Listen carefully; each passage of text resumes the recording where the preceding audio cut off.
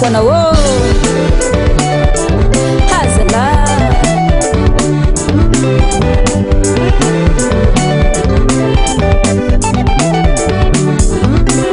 diako silam tranquilana oh diako silam tranquilana zavadiko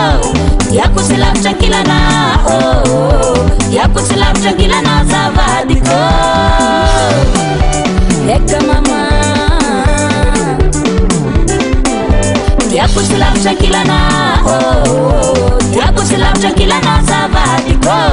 diako silam tranquilana oh diako silam tranquilana zavadiko diako na oh voilà la scan fataita basheriko anotia zama katiana wa babadiko na sachila ninge bwasika babatara atika ya taifa katia fatifangare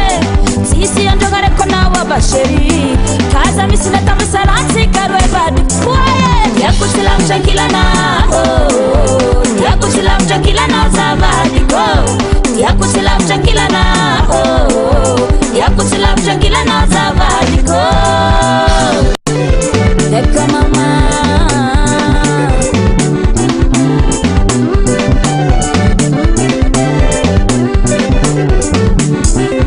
watfakaita katini yandaraka basheriko karafa ita kutemitangu chifaranyando sako famandamnya ninyanda babatara magnofu mandam tatanoza vadi waye yakusilam tranquilana oh yakusilam tranquilana zavadiko yakusilam tranquilana oh yakusilam tranquilana zavadiko